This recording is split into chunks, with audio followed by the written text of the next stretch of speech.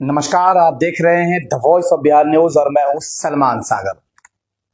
यह लोग एक दिन लालू जी को भी भारत रत्न देंगे, ये शब्द थे सीतामढ़ी में आए नेता प्रतिपक्ष बिहार तेजस्वी यादव के, जब वो जननायक कहे जाने वाले कर्पूरी ठाकुर के 37वें पुण्यतिथि पर उन्हें याद करने पूरे बिहार के तमाम राजद के नेता, वर्तमान सांसद, वर्तमान राज्यसभा सांसद, वर्तमान विधायक एवं दर्जन भर एमएलसी, पूर्व विधायक, पूर्व मंत्री के साथ आज तेजस्वी यादव सोनबरसा में थे।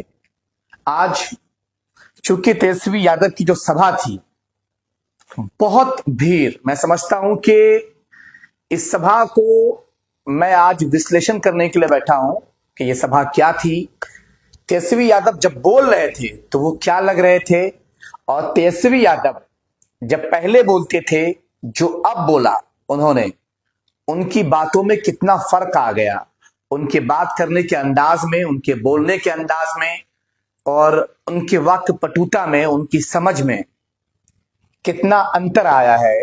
मैं इस पर चर्चा करने के लिए बैठा हूं, मैं इसका विश्लेषण करने के लिए बैठा हूं, चूंकि मुझे लगा कि मुझे आपसे शेयर करना चाहिए, मुझे इसका विश्लेषण करना चाहिए कि तेजस्वी यादव आज एक नए अंदाज में, नए मूड में और नए तरीके से बात करने लगे।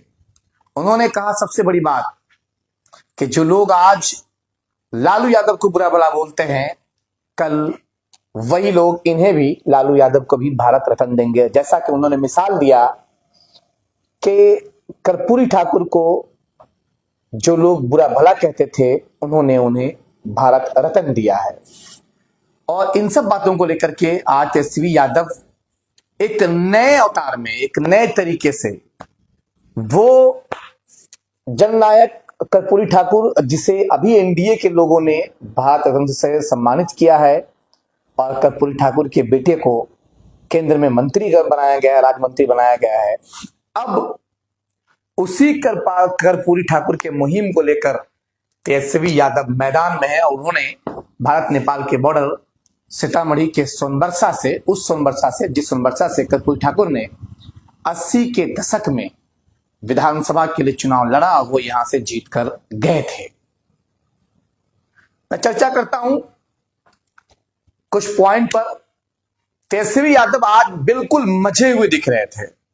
मैं तेजस्वी यादव को 10 सालों से देख रहा हूं कि वो कभी नेता प्रतिपक्ष हैं, तो कभी डिप्टी सीएम है, तो कभी दोनों भाई उतरकर मैदान में नीतीश कुमार के खिलाफ हल्ला बोलते हैं। लेकिन उन्होंने अब नीतीश कुमार को बुरा भला, चाचा, पलटू, चोर बोलना छोड़ दिया है।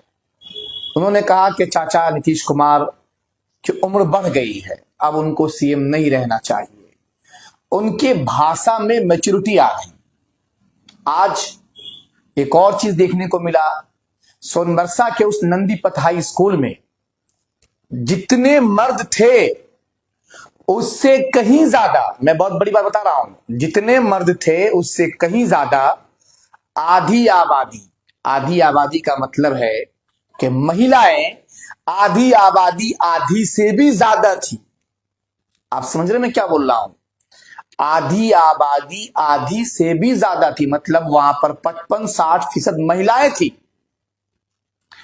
और ये महिलाएं क्यों आई? जब मैंने इसका विश्लेषण किया तो मैंने इस बात का एहसास किया कि तेजस्वी यादव की एक घोषणा है, माई बहन मान योजना के तहत 2500 रुपया पर मंथ मेरी सरकार बनते ही मैं महिलाओं के खाते में ट्रांसफर कर दूंगा। तो माई बहन मान योजना, मानो मैंने वहां पर महिलाओं को देखा, मैं यहीं का हूं, सीतामढ़ी के तमाम पंचायतों को जानता हूं, बोली से, कपड़े से, भेष से, भूसा से मैं पहचान लूंगा कौन से लोग किस इलाके के हैं और किस जाति से हैं, चूंकि हमारा काम रहा है। तो मैंने देखा वहां पर पिछड़े, अति पिछड़े जातियों के, दलित जातियों की तमाम तरह की महिलाएं शामिल थी। और इन लोगों को ऐसा लग रहा था, या फिर वो महिलाएं इस मूड में थी कि जैसे मानो उनका 2500 रुपया रखा हुआ है, अब बस उसको उठा के लाना है। इतनी जल्दी में इतनी बेताबी में थी महिलाएं। वो बोल रही थी कि 400 रुपया वृद्धा पेंशन से कुछ ना होते, के ना होते, ये पैसा बढ़े के चाहिए। कुछ महिलाओं ने कहा, लाइव में कहा कि मोदी जी 5 किलो चावल दे के ठगे छै, बिजली के बिल के ना होते। तेजस्वी कल कहिया कि बिजली के बिल माफ करते, बिजली वाला चाहिए, ई मीटर ना चले के चाहिए, डिजिटल मीटर, भागे वाला मीटर, सस्ता मीटर चाहिए। आप समझते हैं, यही वो आधी आबादी है जो नीतीश कुमार के साथ अब तक है। थी तो नहीं कहेंगे, है, चूंकि अब तक उनके साथ रही है, एनडीए के साथ में रही है। लेकिन अब जो आधी आबादी को देखा है, माई बन मान योजना के तहत जब वो महिलाएं बात कर रही थी, उनके पास था 2500 रुपया माई बहन मान योजना का कैलेंडर था सबके हाथों में। तो ये जो चीजें हैं, ये एक बड़ी चीज थी, ये देखा मैंने। अब तेजस्वी यादव की जो परिपक्वता थी, मैं उस पर बात करूंगा। उन्होंने कहा कि यही लोग लालू यादव को एक दिन भारत रत्न देंगे, जब ये वही लोग हैं जिन्होंने कर्पूरी ठाकुर को गाली दिया और अब उन्हें भारत रत्न दिया। उन्होंने कहा कि ये सामाजिक परिवर्तन का दौर है। शब्द पकड़िए, उन्होंने क्या कहा तेजस्वी यादव ने, ये सामाजिक परिवर्तन का दौर है। मतलब तेजस्वी यादव अब जो साल चल रहा है, 2025 चल रहा है, तो वो 1990 के दशक को बता रहे हैं कि 90 के दशक में जिस तरीके से पिछड़े, अति पिछड़े, दलित, महादलित एक हो गए थे और एक होकर के लोहिया की अगुवाई में, मंडल की अगुवाई में, कर्पूरी ठाकुर की अगुवाई में पूरे बिहार से हुंकार भर दिया और सामाजिक परिवर्तन हुआ। तो ये उसी दौर को महसूस कर रहे हैं, या अथवा वो पब्लिक को पिछड़े, अति पिछड़े वोट को साधने के लिए वो बता रहे हैं कि वो दौर लौटा है या हम लौटाएंगे। तो उनके भाषे में आज परिपक्वता दिख रही थी, वो नरमी से बात कर रहे थे। उन्होंने कहा कि हम कर्पूरी के बताए हुए रास्ते पर चलते हैं, लालू यादव कर्पूरी के बताए हुए रास्ते पर चलते हैं, हम चलते हैं, और नीतीश कुमार की जो सरकार है वो जो है वो अपने यात्रे पर 2 अरब रुपए खर्च कर चुकी है। उन्होंने एक स्थिति को दूसरे स्थिति से तुलना कराया। उन्होंने कहा कि मैं जो हूं, जो आरजेडी है, हम ही असली समाजवाद हैं और हम कर्पूरी के समाजवाद के बताए हुए सिद्धांत पे चल रहे हैं। जबकि नीतीश कुमार, उनका इशारा था कि नीतीश कुमार ये वही लोग जो कर्पूरी का नाम लेते हैं या कर्पूरी के आइडियल होने की बात करते हैं और वो 2-2 अरब रुपए खर्च करते हैं, ये उनके भाषे में था। इट मीन्स कि वो पब्लिक को साधना चाह रहे हैं कि देखो, हमारे पिता भी कर्पूरी से निकले हैं, नीतीश कुमार भी कर्पूरी से निकले हैं, लेकिन नीतीश कुमार 2 अरब रुपए खर्च कर रहे हैं और ये पैसा हमारा है, हमारे बिहार का, आपका, आप आम लोगों का। वो ऐसा बोल रहे थे। तो उनकी बातों में अब जो क्वालिटी आ रही है या फिर जो परिपक्वता आ रही है वो थोड़ी अपर लेवल से आ रही है। आज वो बिल्कुल एक मंझे हुए, एक 45-50 साल का जो नेता होता है, जो रस कर, घिस कर, चिट कर, फट कर, जब वो जमीन में गर कर जब तना बाहर निकलता है, तो वो उस तरह से वो बात कर रहे थे। उन्होंने कहा कि जब हम नौकरी देने की बात कर रहे थे, तब नीतीश कुमार ने कहा कि पैसा अपने बाप के यहां से लाएगा, लेकिन मैंने दिया, मैंने जो वादा किया, मैंने वादा पूरा किया। उन्होंने कहा कि मैं उम्र में जरूर छोटा हूं, लेकिन वादा करके वादा मुकरने वाला नहीं हूं, मैं झूठा नहीं हूं, मैं फ्रॉड नहीं हूं, मैं जो करता हूं मैं वादे पर पूरा उतरता हूं। वो इस तरह की बात करते हुए नजर आ रहे थे। उन्होंने उजूल फुजूल, पगड़ी बांधना और बदन चमकाना, इस तरह की चीजें उन्होंने नहीं किया। परिपक्वता नजर आ रही थी उनमें। उन्होंने कहा कि 243 सीटें हैं। इससे पहले मैं बात करता हूं, उन्होंने एक बात और कहा कि आजकल बिहार सरकार के मुखिया नीतीश कुमार की मानसिक स्थिति इस लायक नहीं है कि वो सरकार चला सके, सरकार तो डी के बॉस चला रहे हैं। फिर उन्होंने कहा कि सब लोगों को पता है ना कौन चला रहे हैं, तो लोगों ने कहा डी के बॉस।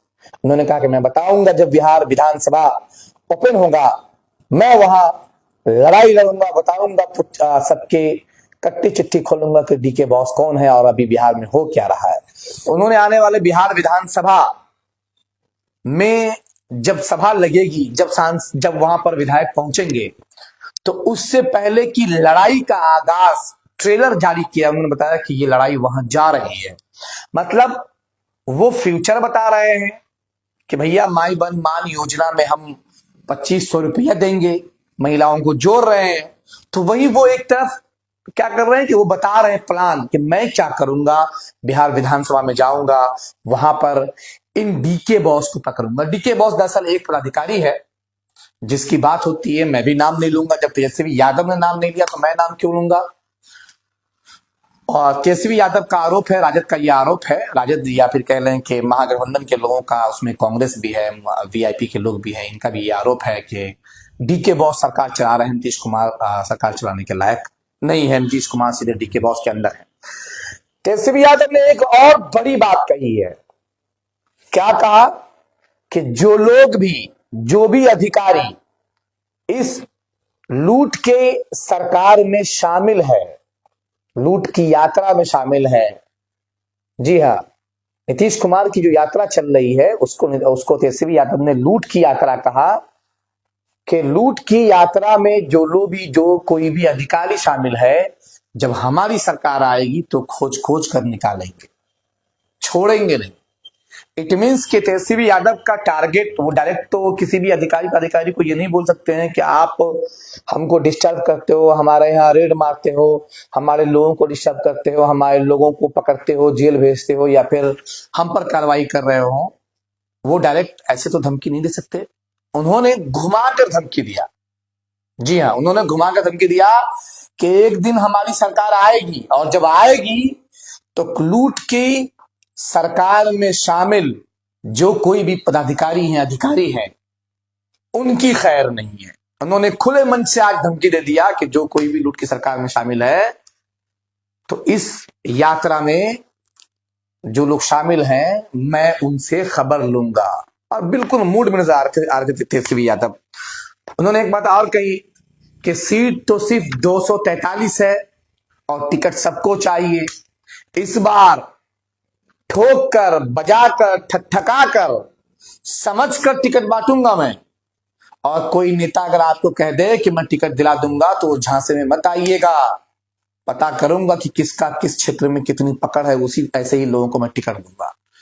तो इस तरह की लैंग्वेज जो है, ये बिल्कुल परिपूर्ण, परिपक्व, तजर्बेकार, दूरंदेश बातें कर रहे थे वो तेजस्वी यादव। मैंने कुछ पॉइंट नोट किए हैं। वही मैं आपको बताऊं कि वो एक तीर से दो शिकार कर रहे थे। वो अपने पार्टी के भी उन नेताओं को सावधान कर रहे थे जो नेता बोलते हैं ना, भैया चल मैं तेरे को टिकट दिला दूंगा, पैसे टांग लेते हैं छोटे नेताओं से, या फिर सिफारिश कर देते हैं, पैरवी कर देते हैं। एक तो उनको टारगेट कर रहे थे, दूसरी तरफ उनका टारगेट कांग्रेस भी थी। जी हाँ, वो कांग्रेस जिसने पिछली बार 70 सीट लिया और मात्र 19 सीट लाए। अभी बिहार विधानसभा में कांग्रेस के पास 70 सीट में वो 19 सीट ही जीत पाए। जो बड़े बड़े शोधकर्ता है, जो राजनीति शास्त्र के ज्ञाता है, उनका यह कहना है कि कांग्रेस को अगर 70 सीट नहीं मिली होती, अगर कांग्रेस को 40-50 सीटें मिली होती और अगर 20 सीट अगर इसमें से निकाल कर अगर राजद खुद लड़ी होती, तो शायद राजद के पास जो सीटें कम गई थी वो सीटें बढ़ जाती और राजद की सरकार, या कह ले कि गठबंधन की सरकार बन जाती। ऐसा लोगों का आंकड़ा है। उसी को तेजस्वी यादव कह रहे थे कि सिर्फ सीटें 243 हैं, टिकट सबको चाहिए। तो वो एक तरह से वो निशाना कांग्रेस पर भी साध रहे थे, और दूसरी तरफ वीआईपी सुप्रीमो मुकेश सहनी पर भी साध रहे थे, क्योंकि मुकेश सहनी भी कहते हैं कि मुझको डिप्टी सीएम बनना है, और मुकेश सहनी भी 30 से 40 सीटें मांग रहे हैं। ऐसी चर्चाएं हैं, वो 40 तक सीटें जीतने की दावे कर चुके हैं। तो उन्होंने एक तीर में तेजस्वी मुकेश यादव को भी ठोका और कांग्रेस को भी ठोका, कहा कि भैया जितना सीट हम देंगे उतना ही रखना। तो ये है।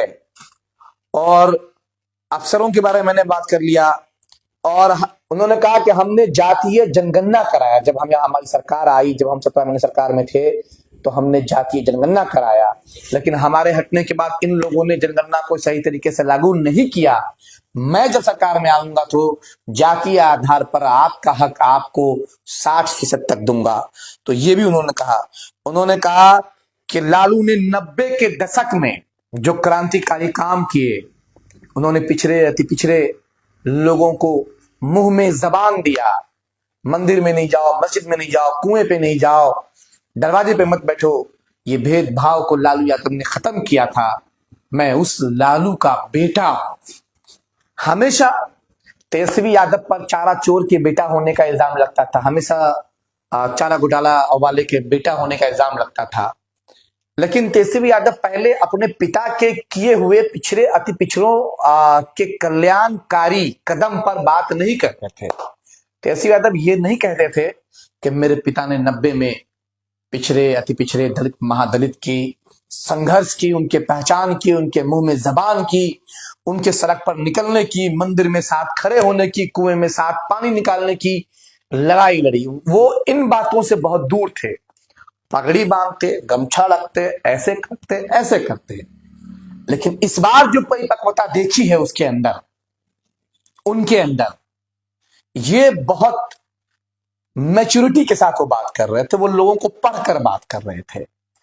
तो ऐसे शब्दों का जो उपयोग होता है ये बहुत बड़ा होता है। यहां पर है बच्चन शाह, मुकेश सहनी जिंदाबाद लिख रहे हैं।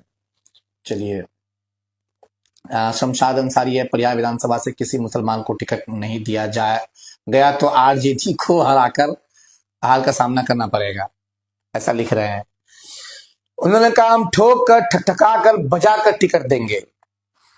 तो लालू के बारे में जब उन्होंने कहा कि 90 के दशक में लालू ने कमजोरों को, पिछड़ों को जबान दिया, वही उदय नारायण चौधरी आए थे, पूर्व बिहार विधान परिषद के सभापति थे।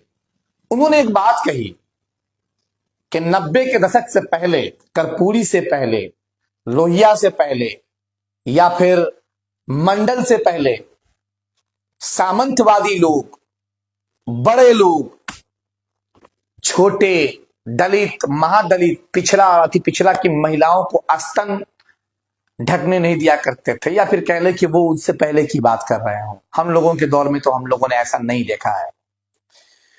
तो उन्होंने कहा कि इन तमाम लड़ाइयों से आजादी दिलाई गई। उदय नारायण चौधरी भी बहुत गरज रहे थे और उन्होंने भी कहा कि 90 के दशक में लालू यादव ने, हम लोगों ने लड़ाई लड़ा है, समाजवाद का और समाज के हर तबके को एक किया है। आज तमाम तरह के, सलमान भाई आपसे बात करनी है, वसीम अख्तर लिख रहे हैं। जी हाँ, तो अगर किसी को मुझसे बात करना है तो 10 बजे रात के बाद 94 71 20 59 26 पर बात कर सकते हैं। 94 71 20 59 26 9471205926 पर बात कर सकते हैं। तो इस तरीके से तेजस्वी यादव के मजे हुए भाषण थे। तेजस्वी यादव ने कहा कि ये लोग कहते थे कि पैसा कहां से लाएगा, नीतीश कुमार कहते थे कि पैसा अपने बाप के यहां से लाएगा कि इतना नौकरी तो बांटेगा, और मैंने जो कहा सो किया, मैंने 5.5 लाख नौकरी दी। तो इस तरीके से मंझे हुए भाषा में तेजस्वी यादव बात कर रहे थे। तो मैं समझता हूं कि तेजस्वी यादव में इंकलाब आया है। और तेजस्वी यादव का जो माई बहन मान योजना है, 200 यूनिट बिजली फ्री योजना है, ये तो कमाल करेगा। इस बार सरकार बनती है नहीं बनती है ये एक अलग मसला है, लेकिन इसमें धार आ गई और तेजस्वी यादव में परिपक्वता आ गया। उन्होंने खुले मन से ऐलान कर दिया कि इस बार ठोक ठकाकर बजाकर मैं टिकट दूंगा। और एक चीज और, गांव के, गवई के इलाके में जब 80 के दशक में कर्पूरी ठाकुर सोनबरसा विधानसभा से चुनाव लड़कर जीते गए थे, उस वक्त सोनबरसा से कांग्रेस पार्टी से अनवारुल हक पूर्व सांसद विधानसभा के लिए चुनाव लड़ रहे थे। तब उन्होंने अनवारुल हक को हराया था 1985 में। और भी कई सारे लोग हारे थे, उस पर मैं बाद में कभी चर्चा करूंगा। तो तेजस्वी यादव सिर्फ अकेले नहीं आए, वो कर्पूरी ठाकुर को, वो कर्पूरी ठाकुर जिसको अभी एनडीए ने सम्मान दिया, भारत रत्न दे दिया। राजद, कांग्रेस, यूपीए अलायंस बिल्कुल बैक फुट पर थी। उधर केंद्र में राहुल गांधी फ्रंट फुट से खेल रहे हैं, इधर अब बिहार में रेड, बार बार रेड पड़ने के बाद भी, आलोक मेहता के घर भी रेड पड़ गया, तो उसके बाद भी तेजस्वी यादव फ्रंट फुट से खेल रहे हैं। वो उस कर्पूरी ठाकुर को छीनने की कोशिश कर रहे हैं, या फिर अपनाने की, अपना कहने की कोशिश कर रहे हैं। तेजस्वी यादव ने कर्पूरी ठाकुर जी की पुण्यतिथि पर उनकी एक मूर्ति पर माल्यार्पण भी किया, पूजा अर्चनाएं भी की, उसी नंदीपत हाई स्कूल सोनबरसा में। तो ये परिपक्वता है कि अगर पाला किसी और ने अपने हाथ में लिया हुआ है और आप जाकर उसके हाथ से छीनकर, उसके गोद से छीनकर, उसके सर से ताज उतार कर आप ले आए और उस पाला को अपने कंधे पर डालने की कोशिश कर रहे हैं, तो ये एक बड़ी हिम्मत है, बड़ी जस है और ये बड़ा संघर्ष का संकेत है। वैसे भी जब कभी भी कोई भी व्यक्ति राज सिंहासन से उतरकर धरातल पर, गांव में, गवई में, कस्बों में, मोहल्लों में, टोलों में, सड़कों पर धूल फांकता है, तब तजर्बे आते हैं, उनको एक्सपीरियंस आती है, वो अपनी इन्हीं आंखों से सही चीजें देखने लगता है, उसे आभास, एहसास, कल्पनाएं सब आने लगती हैं, वो देखने लगता है, वो दूर अंदेश हो जाता है, वो दिव्य दृष्टिगोचर हो जाता है, उसकी निगाहें सिर्फ सामने नहीं होती, पीछे भी जाती हैं और सामने के बाद जो पर्दा लगा होता है उसके पीछे भी चली जाती हैं। और यही है कि आप जब रोड पे उतरते हो, जब सड़कों की धूल फाड़ते हो, जब आप संघर्ष करते हो, चाहे किसी भी फील्ड में, चाहे आप पत्रकारिता के फील्ड में उतरे या फिर किसी भी क्षेत्र में। एक चीज और कहूंगा कि इन दिनों तेजस्वी यादव ने शायद लालू यादव को अपने पिता के साथ साथ अपना गुरु भी मान लिया है। इससे पहले वो लालू के बेटा बनकर उतरते थे, लेकिन अब तेजस्वी यादव के बातों में लालू के पुराने अंदाज लगते हैं। आप कहेंगे अरे तुम तो 90 में बच्चे थे। देखिए अब लालू यादव के बहुत सारे वीडियो वायरल हो रहे हैं, आप उनको लोकसभा में बोलते हुए देखिए, हंसते हंसते बड़े बड़े मुद्दों को वो ले लिया करते थे। तो अब लगता है कि तेजस्वी यादव ने अपने पिता लालू यादव को सिर्फ पिता नहीं माना, अब उन्हें अपना गुरु भी माना है। अब वो उनके साथ बैठ रहे हैं, शायद वो अब उदय नारायण चौधरी के सोबत भी इख्तियार कर रहे हैं, शायद अब वो अशोक मेहता के साथ भी बैठ रहे हैं, सॉरी मैं कंफ्यूज हो गया, शायद वो अब अली अशरफ आदमी के साथ भी बैठने लगे हैं। तो इस बार सैयद साहब जो अली शिवर से जिन्होंने चुनाव लड़ा था, उनके साथ सैयद फैसल अली, उनके साथ वो आ गए, उन्होंने सैयद अबू दुजाना को साथ मिलाया, उन्होंने अली अशरफ फातमी को साथ मिलाया, उन्होंने पिछड़ा के बड़े नेता मंगनी राम मंडल को भी साथ मिलाया, उन्होंने कई सारे नेता इस्माइल मंसूरी को साथ मिलाया, उन्होंने कई सारे पूर्व विधायक, पूर्व मंत्री सबको लेकर उतर गए। वो उदय नारायण चौधरी जैसे पढ़े लिखे विद्वान को लेकर आ गए, वो संजय यादव वर्तमान सांसद को लेकर आ गए, वो संजय झा वर्तमान राज्यसभा सांसद को लेकर आ गए।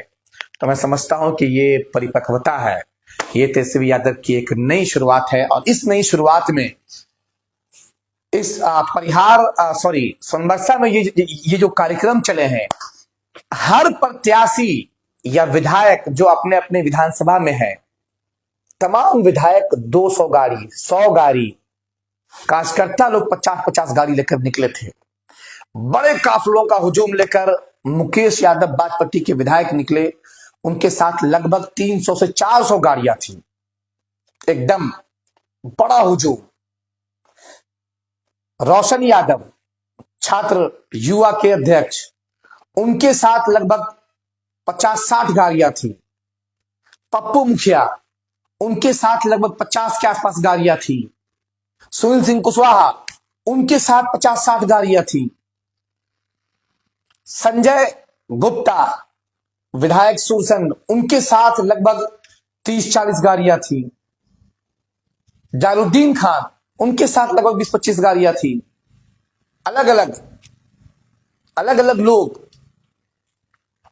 साहबुद्दीन खान राजद नेता, उनके साथ लगभग 25-30 गाड़ियां थी। तो ये लगभग मैं समझता हूं कि 3500 के आसपास में गाड़ियां गिनी गई। हो सकता है कि 200-400 ऊपर नीचे हो जाए, इतनी गाड़ियां।